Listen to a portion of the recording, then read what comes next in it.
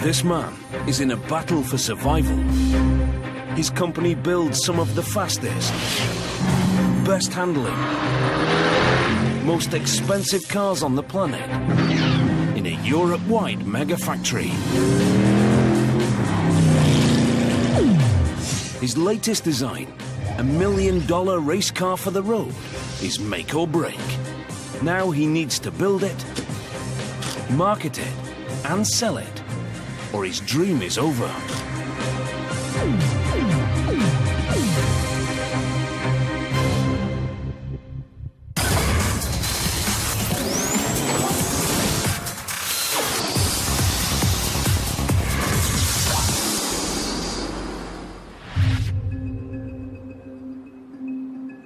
The Gumpert Apollo. Just 60 have been made. A hand-built, two-seater, mid-engine German supercar.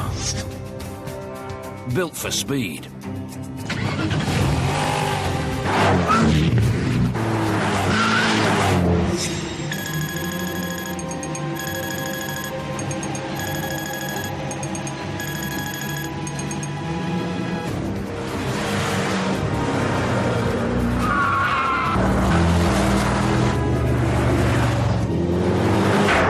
It's more competitive race car than road car. Engineered to be as reliable on the streets as it is fast on the track. This car is really, really extreme. To be honest, this is a race car with number plates.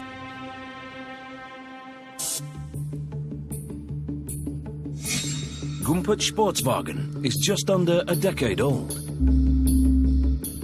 The brainchild of this man, Roland Gumpert. His vision is simple: to make the fastest road car on Earth.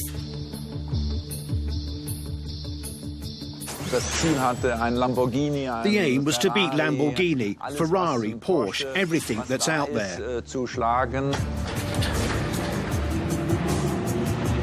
But even with race car performance, Roland Gumpert wants his cars to be reliable enough for daily use on public roads. The idea behind the Apollo was, I take the car, I can drive it from the factory to the racetrack. I'm in the same league as the racing cars, and maybe even faster than them.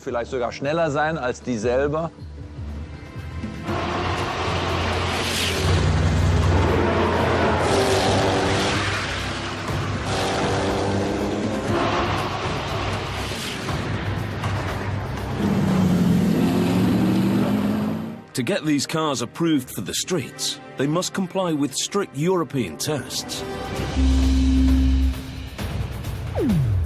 I must never ever forget that I'm developing a road-legal car. We run crash tests, emission tests, child protection tests, side impact tests, pedestrian impact tests. We've fulfilled the lot.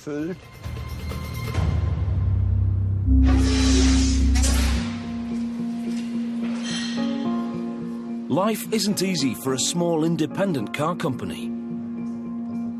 It costs millions to develop, test and produce a world-beating supercar. Even the big players, Aston Martin, Ferrari and Lamborghini, often struggle. Roland Gumpert knows this well. For over 30 years he was at Audi, where he became a high-flying executive, creating some of the fastest cars on the planet. But his ultimate dream was always to build his own supercar, free from corporate interference. All my life I've developed cars, but this was a project to build a new factory from scratch, without any restrictions. Now he's alone, with a personal fortune invested in his own small company, based on the top floor of a former Soviet-era sewing machine factory. –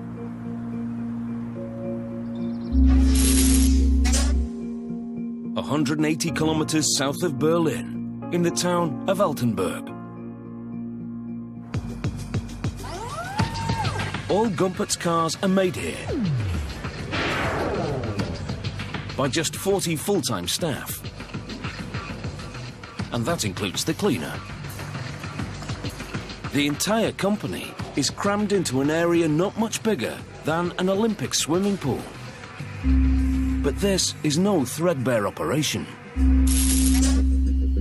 Up here, there's a production line, a weld shop and a small store. These rub shoulders with offices for design and administration. Roland Gumpert's office sits alone.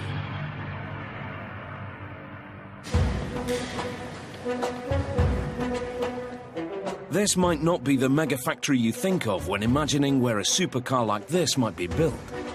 But for production manager Mark Fritscher, it's the perfect location. It's relatively easy to set up production here. It's less expensive than other sites in Germany. And above all, there are some very highly qualified personnel in this region. Porsche and BMW have factories just up the road, so skilled auto technicians are plentiful. The Apollo is a highly engineered machine that requires skilled and passionate people to build it. A single person can never develop an entire car. One always needs a team. And a team spirit creates new ideas, and that's the beautiful thing about it.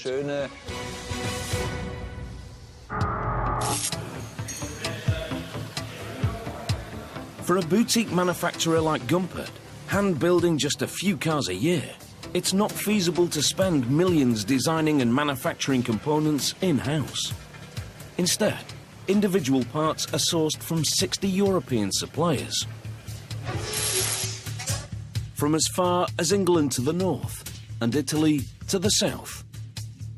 The company exists as a Europe-wide megafactory, with the Altenburg assembly plant at the centre of this web.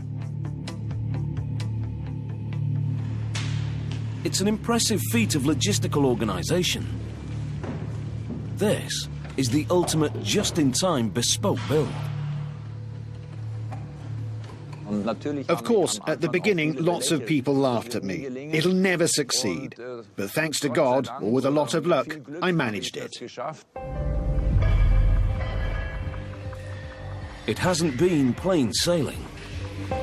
To build the right car in the right way is only half the battle. The other is to sell it. And the last few years have been tough, as Bastian Schiefer, head of marketing, knows only too well. We had orders there, definitely, but then with all the economic crisis, financial crisis, we lost a few.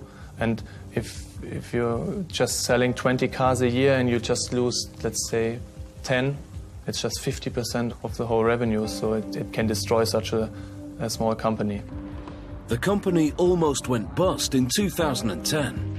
Only money from investors saved Herr Gumpert's dream. There were so many incredible low points. We were at rock bottom, underwater. We were drowning. But we still managed to swim free, up to the air, and we're still here today, and we'll be here in future. I'm absolutely certain of that.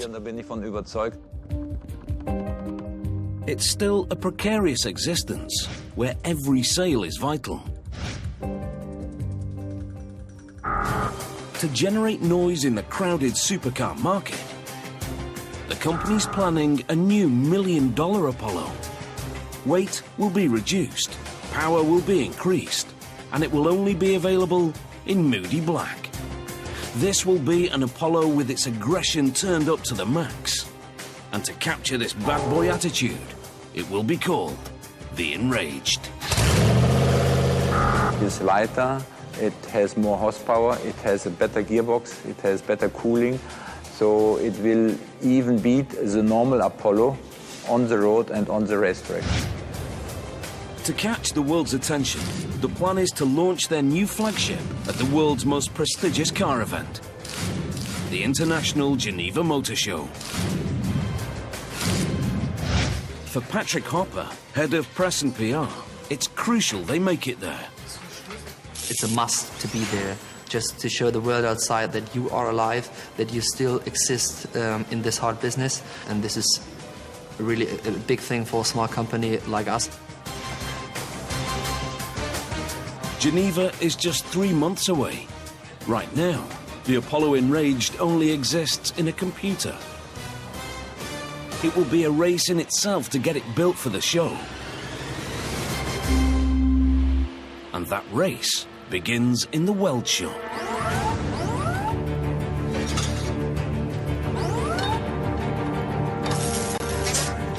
Like every Apollo, the Enraged starts life as 211 separate chrome moly steel tubes. Chrome moly is a lightweight steel alloy that's twice as strong as ordinary steel. Its lightweight strength makes it ideal for building aeroplanes, oil rigs, and supercars. The tubes are laser cut and welded together to form a space frame, the structural core of the car.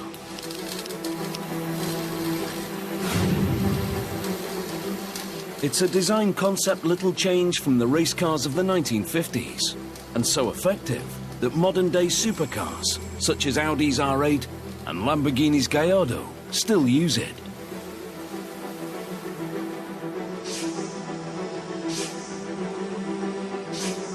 The Apollo space frame is built in sections on templates known as jigs. The jigs ensure that each section is built to a precise specification. Accuracy is vital. A tube that isn't perfectly aligned or welded could weaken the frame. A failure at speed would be disastrous. With the main subsections built, they're brought together and welded in one huge mega jig. The whole process takes 2 welders a month.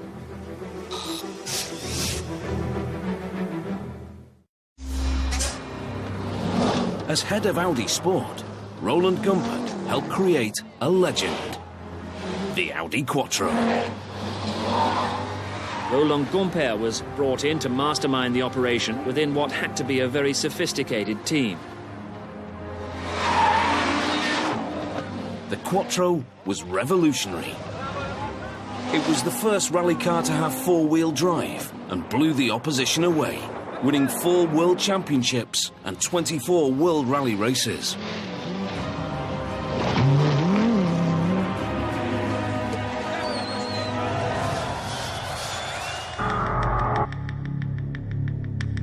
Having beaten the world rallying, Roland Gumpert wanted to win again, on tarmac. He quickly realized that handling was the key. But this time he'd maximize grip using aerodynamics rather than 4-wheel drive. If you have a project and a silly idea in your head, then you have to say, what aren't the others doing so well? Was machen denn die anderen nicht so gut?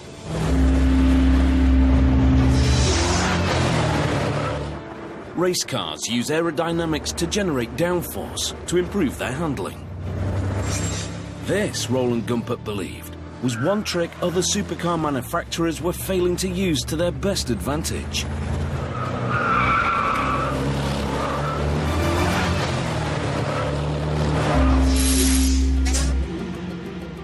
Downforce is the aerodynamic force that can be used to push a car into the ground at speed. It's the exact opposite of lift, the force that allows an aircraft to fly. This downward pressure gives the car more grip, so it can accelerate quicker, corner more aggressively, and brake harder. My dream was to have a car that has so much downforce at high speeds, I can drive straight along the roof of a tunnel. In 2002, Roland Gumpert quits Audi and asks former colleagues to help him build the ultimate supercar. Hans-Peter Fischer jumped at the chance. As a child, he'd been inspired to become a car engineer by Gumpert's World Rally victories. In those days, I never dreamt I might get the chance to build a car with Roland. But when the opportunity presented itself, of course, I grabbed it with both hands. To maximise downforce, they have a bold idea. They will design a track car for the road, rather than a road car for the track. In order to achieve the best aerodynamics for the Apollo, we kept the car as low as possible. The whole vehicle is no higher than 1.1 metres, one of the lowest cars with a registration plate in the world. The ultra-low wedge-shaped bodywork is just one of the key design elements of the car that help maximise downforce. The others include slotted vents over the wheel arches, the huge rear wing, and a very special underside. Here, at the front wing, the air streams in at a height of approximately 60 millimetres, and as it travels to the rear of the car, it gets wider and wider, causing negative pressure that sucks the car to the road. As the fast-moving air rushes under the car, the increasing ground clearance from front to back causes a change in pressure that pulls the car to the road. And to keep this low-pressure air flowing under the car, they use an air curtain made by vortex generators.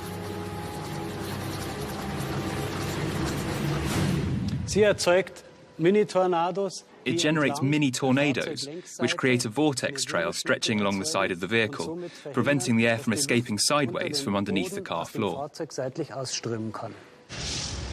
Theory's fine.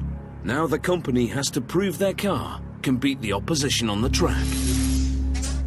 The Nürburgring, Germany. Perhaps the most demanding race circuit on Earth.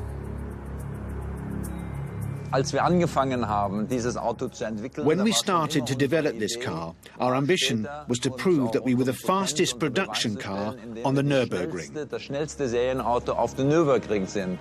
The Nürburgring's Nordschleife was the home of the German Grand Prix until declared too dangerous for F1 racing. Now supercar manufacturers use this infamous circuit's Old Northern Loop as a proving ground to show how fast their cars are.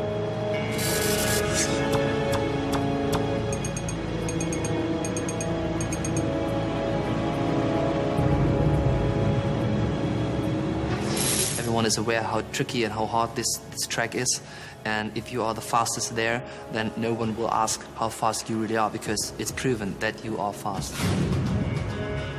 In 2009, Gumpert arrived at the ring to prove the Apollo is the fastest road-legal car in the world.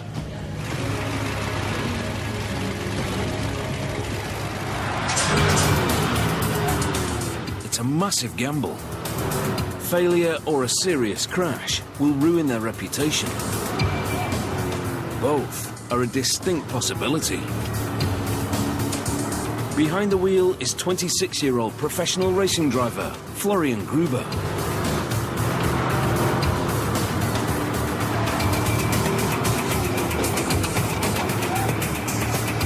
Averaging a speed of over 172 kilometers per hour, he covers the difficult 21-kilometer course in an official time of 7 minutes, 11 seconds.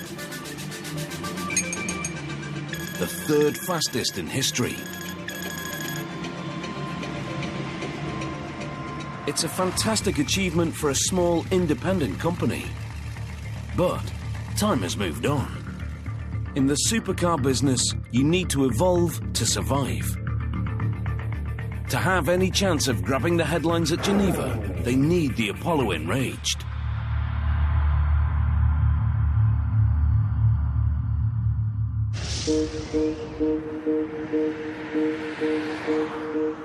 Mark Fritscher, the firm's production manager, is on the road.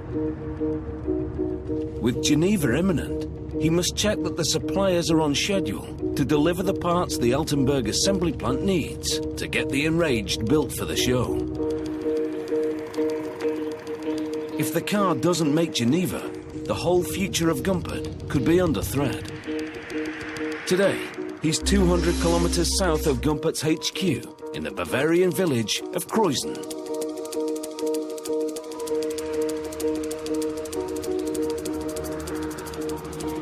AX Lightness is a world-class supplier of carbon fibre components to the car industry.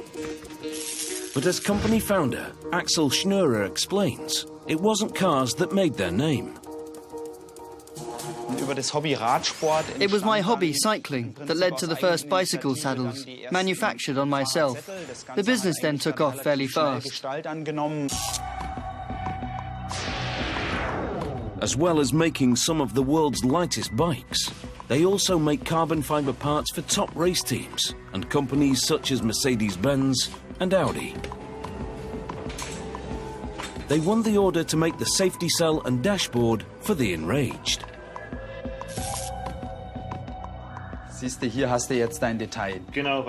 This car is a step up in luxury from the original Apollos. The smallest details are important.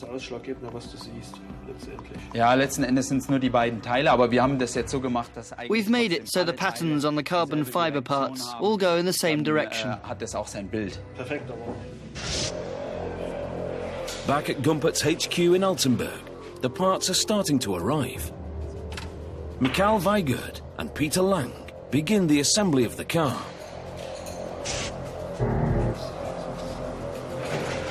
The Geneva Motor Show is less than 2 months away. It's going to be tight. This is the first time they've built an Enraged, and they're totally reliant on the components arriving on time from suppliers across Europe. The safety cell has arrived and has been screwed and glued into the space frame.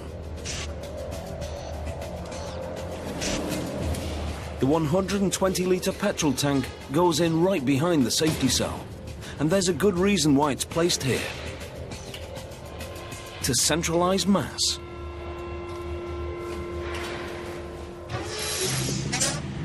In the Enraged, the relatively heavy transmission, engine, fuel tank and driver are all positioned close to the centre line of the car.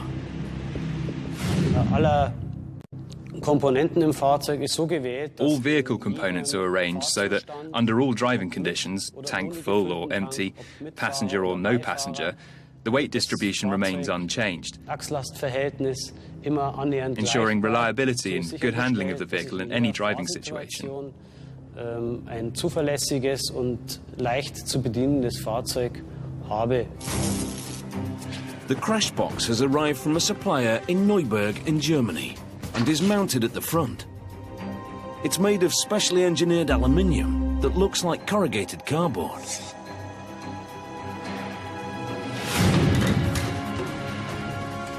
In a crash, it's designed to collapse in a controlled way, acting like a crumple zone in an ordinary car, reducing the impact on the car's occupants.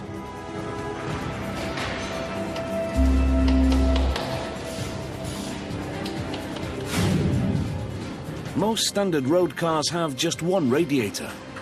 Top-of-the-range race cars might have two. This car has three, one of which is mounted inside the crash box, because space is so tight at the front of the car. 3 radiators plus an F1-style air intake are essential to cool the supercar's monster engine.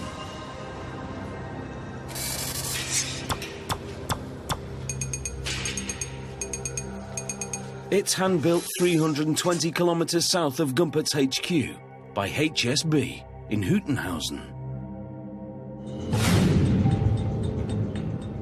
This Bavarian barn is the workshop garage of Karl Hasenbichler, a former champion racing car driver turned engine tuner. When Roland Gumpert needed an engine for the Apollo, it was his old race friend Hasenbichler he turned to. I always liked to go to the limit, in my life, and this was a nice project to find the limit for a street car. In 2005, Karl Hasenbichler helped build the first Apollo. It's still in his garage today.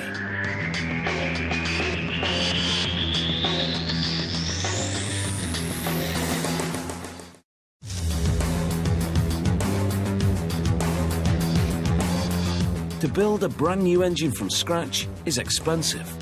So to save costs, they took a standard Audi V8 and went to work.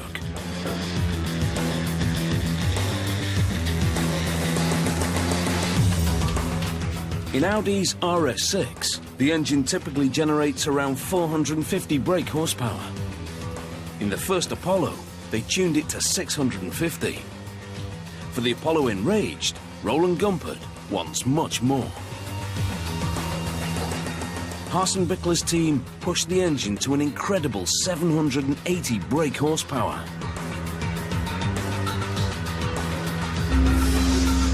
And there's a good reason why the Apollo series needs such powerful engines.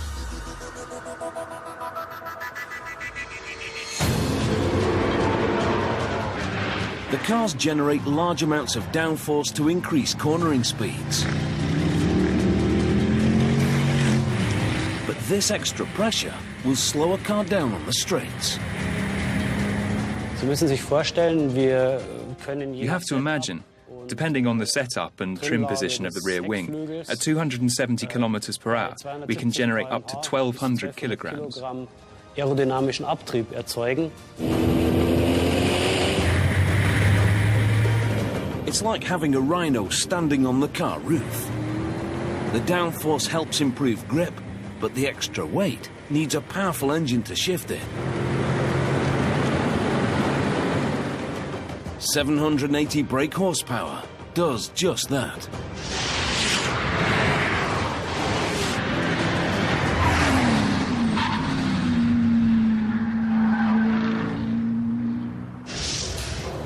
Back in Altenburg, at the company HQ where they're building the Enraged for the Geneva Motor Show, production manager Mark Fritscher is feeling the pressure. You have deadlines, so must check for every part. When you have some problems, it's not good. 4 key parts are missing. The car's new black alloy wheels.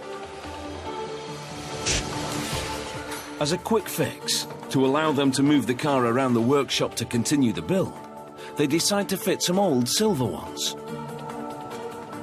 But these aren't good enough for Geneva. Mark needs to get this sorted, or the Geneva show could be off.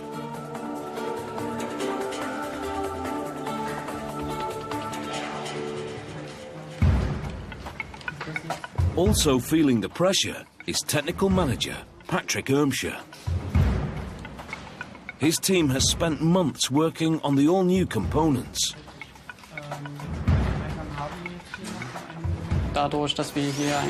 Because we're a small team, we have to work on the whole car.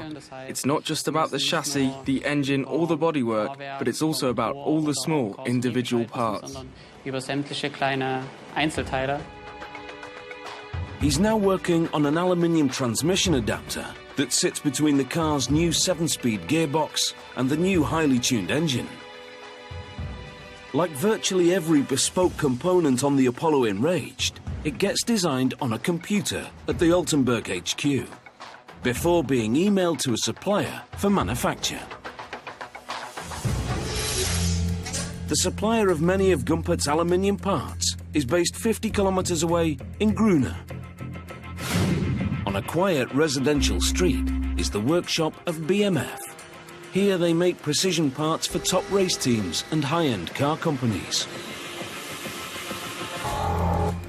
They have milling machines that can work without supervision on up to 60 parts at a time, change tools, and even send SMS messages to the engineers when they need attention. It's the flexibility and precision that these machines offer that first attracted Gumpert. The owner is Ronnie Bernstein. We work very well with them and can always discuss changes to improve parts and materials so that they can be cheaper to make or the materials can be used more effectively. The design for the new transmission adapter arrives from Altenburg attached to an email.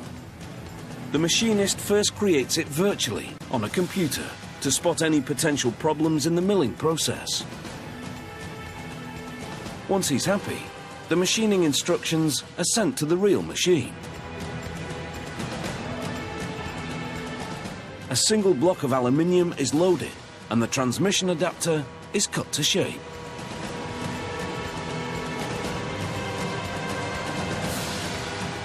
This entire process takes almost 5 hours.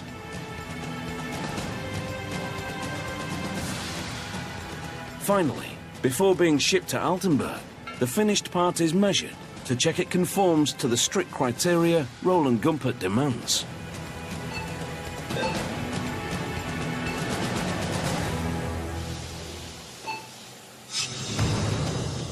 Back in Altenburg, the car is nearing completion. The centre shell, known as the greenhouse, goes on without a hitch. But the large gull-wing doors take more work.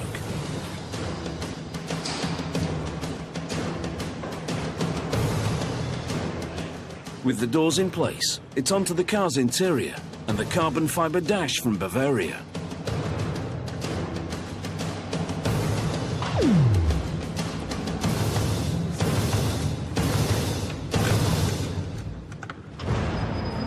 There's over 4 kilometres of wiring in the Enraged, and it all needs checking. But there's a fault. The semi-automatic gearbox isn't working. At the moment we have some trouble to flash the software to the gearbox control unit, and we are thinking that's maybe a problem in the wiring, and this problem we are searching for. With the Geneva deadline approaching, the build goes on. The custom-built Swiss-made $1,600 windscreen is glued into place.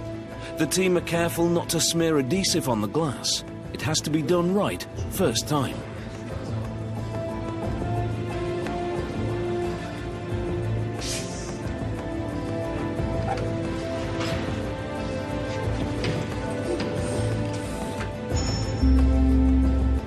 Meanwhile, they found the wiring fault.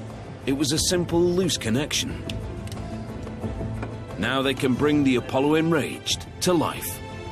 We start the engine for the first time. That's a big point. And we will see everything is okay. And also gearbox, engine, fine. So, great thing. Ja, Mama.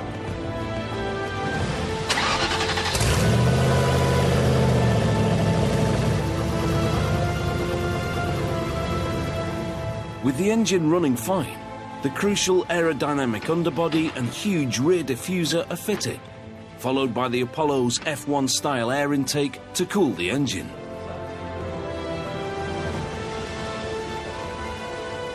And finally, to everyone's relief, the missing wheels turn up. And not a moment too soon. The Geneva show is just 2 days away. It feels good. Car is now finished. Everything's working, so good feeling. You're happy? Yes. Seeing it fully built for the first time, Roland Gumpert is very impressed. I think it's hard to find a mistake. Perfect.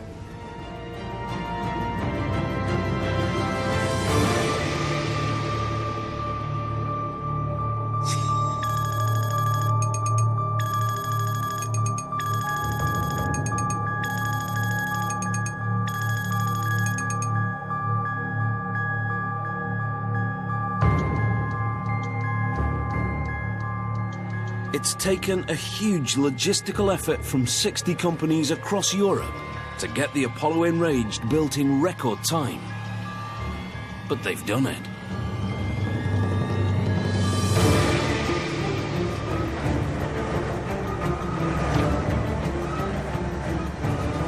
There's no time to relax. In 18 hours, this car needs to be 1,000 kilometers away, on the other side of the Alps. In Switzerland, at the 2012 International Geneva Motor Show.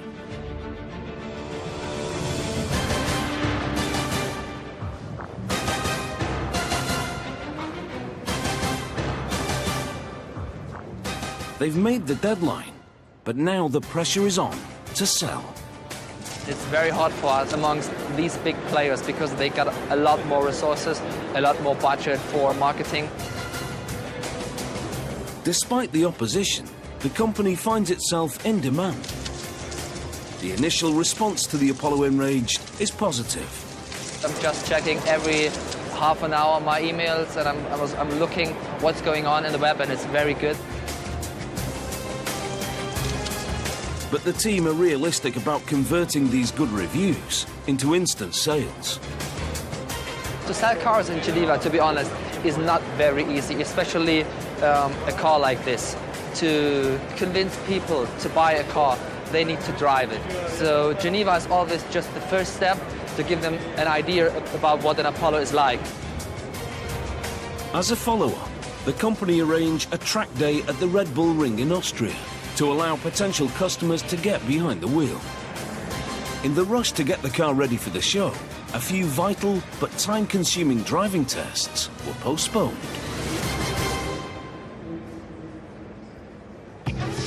The first of these tests requires a specialist rig back in the Bavarian town of Fichtenberg.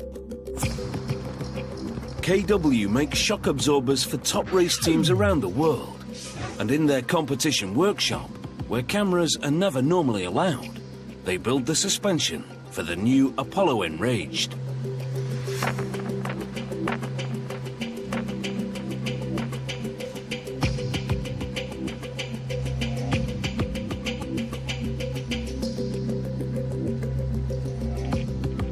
The front and rear shocks have already been fitted to the car in Altenburg.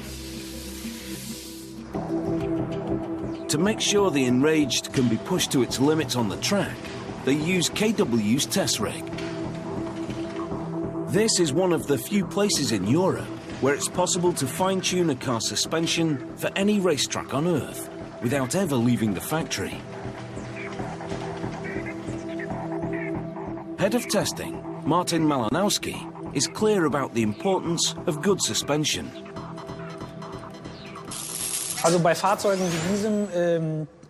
With cars like this, the motor is obviously important and the aerodynamics.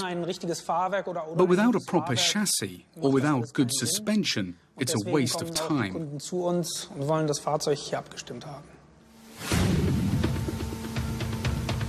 The car is rolled onto 4 steel plates supported by huge hydraulic ramps housed in the room below.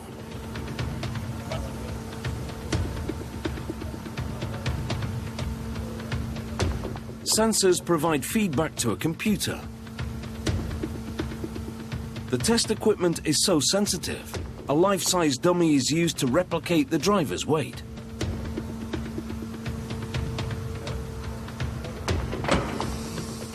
The test begins by vibrating the car's wheels to gain a base level for the suspension's performance.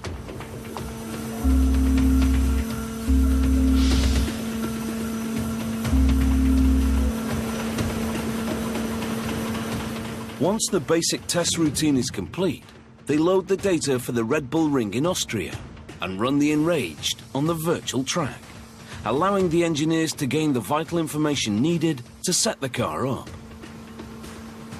A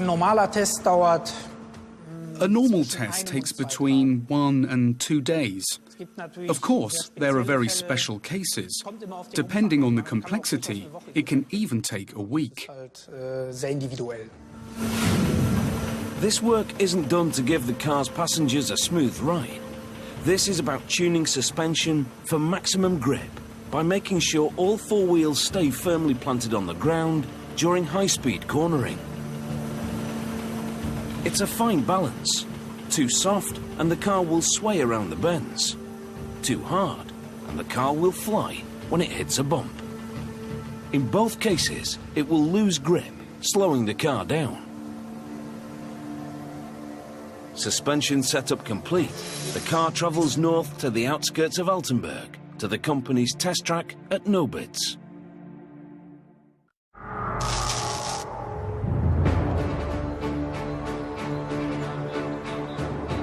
"30 years ago, with East Germany behind the Iron Curtain, this airfield was on the front line, packed with Soviet military jets and troops.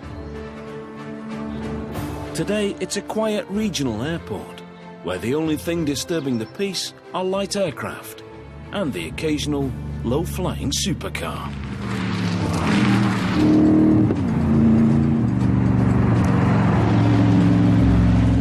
Nico Schnee is the engineer in charge.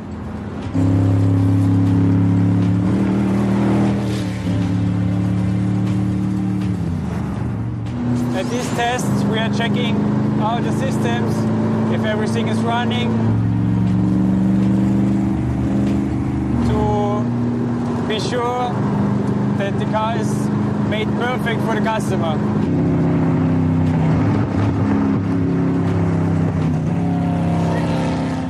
At 1.5 miles long, the runway makes the perfect proving ground. Covers on the front protect the car's bodywork from stone chips, because this car still isn't sold. The tests go on throughout the day, with regular stops to analyse data. Normally, the engineers would sign a car off, but the Enraged is so important, Roland Gumpert himself comes down to say whether it's ready or not. That's fantastic. Super. I haven't driven something like that for a while. Classic. We should make more of these.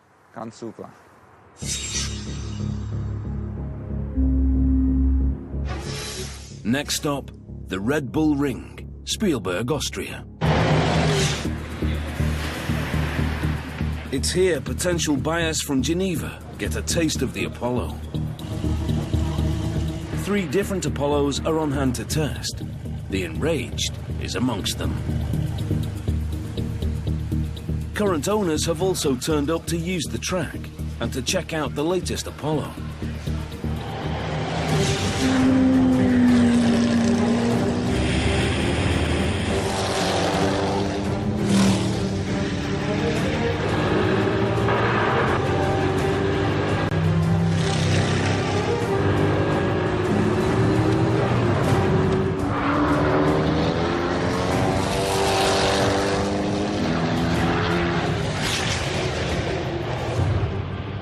While the owners are having a great time, the company's sales team make the most of the short time they have with 3 potential buyers from Geneva. We have to convince them that the car is the right choice. This takes time, but in the end we think we can convince a few. You only know when you got the money on your bank account, then the deal is made. They have a nervous wait, while a prospective owner takes the car for a spin.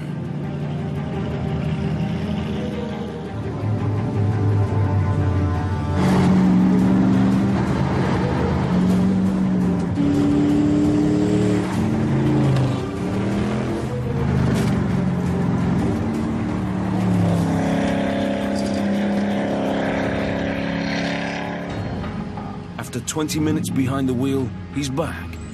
And they get the news they've been waiting for. A German businessman is keen to buy.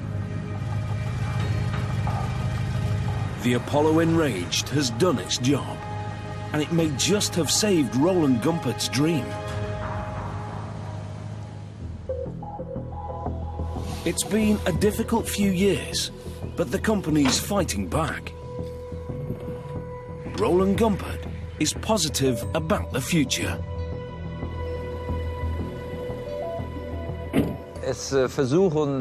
Many people try to build themselves a dream car, but to actually do it and succeed by going into production with a workforce of 40 people, that's extremely rare. Our vision is that in the future, we will be a sports car manufacturer like Lamborghini or Porsche. And be here in 50 or even 100 years. That's our vision.